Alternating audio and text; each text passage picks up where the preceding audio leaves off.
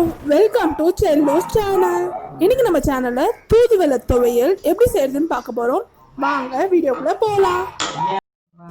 ஒரு கப்பு தூதுவளை இலை, 20 சின்ன வெங்காயம்,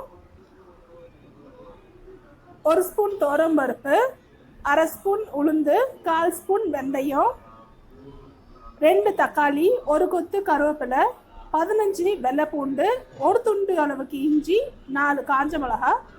இப்போ அடுப்பில் கடாய் வச்சுட்டு ஒரு 3 ஸ்பூன் அளவுக்கு எண்ணெய் ஊற்றிக்கலாம்.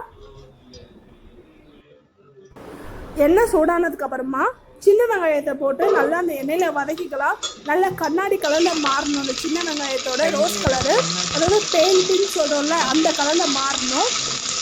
அதெல்லாம் சின்ன வெங்காயம் தான் போட்டு வதக்கிக்கணும். துவரம்பருப்பு உளுந்து பருப்புலாம் போடக்கூடாது. சின்ன வெங்காயம் வதங்கினதுக்கு அப்புறமா நம்ம வெள்ளைப்பூண்டையும் இஞ்சியும் இதில் போட்டு நல்லா வதக்கிக்கலாம். கடைசியாக நம்ம காஞ்ச மிளகாய் போட்டுக்கலாம். முதல்ல போட்டால் காஞ்ச மிளகாய் ரொம்ப கரிஞ்சிடும். இப்போ நம்ம 2 தக்காளி பழத்தை ஆட் பண்ணிக்கணும். தக்காளி பழத்தை வெட்டி போடக்கூடாது. நான் ஏன் வெட்டி போடக்கூடாதுன்ட்டு கடைசியில் சொல்கிறேன். 1 கொத்து கருவேப்பிலையும் போட்டு நல்லா வதக்கினதுக்கு அப்புறமா நம்ம வச்சுருக்க துவரம்பருப்பு உளுந்த பருப்பு ஆட் பண்ணி நல்லா இந்த எண்ணெயிலே வதக்கிக்கணும். துவரம்பருப்பு இல்லாட்டி நீங்கள் கடலைப்பருப்பு கூட சேர்த்துக்கலாம்.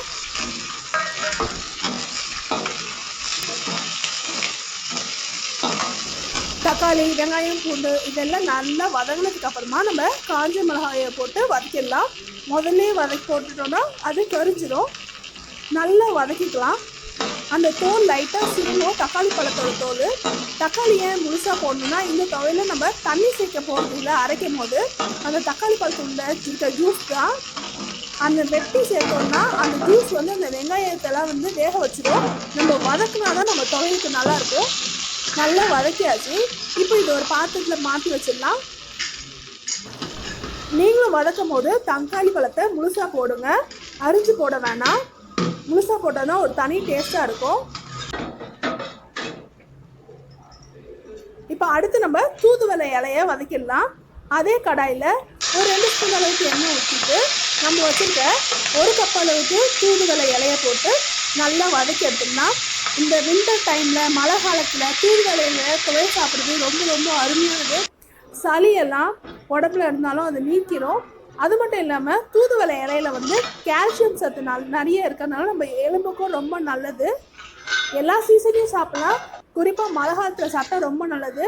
இப்போ இந்த வதக்குனதை தண்ணி சேர்க்காம நல்லா அரைச்சிடணும். 2 சிலு தேங்காவோட சேர்த்து அரைச்சிருங்க. அவ்வளோதான், நம்மளுடைய தூதுவளை துவையல் ரெடி. நீங்களும் செஞ்சு பார்த்துட்டு கமெண்ட்ஸ் சொல்லுங்கள். பாய்.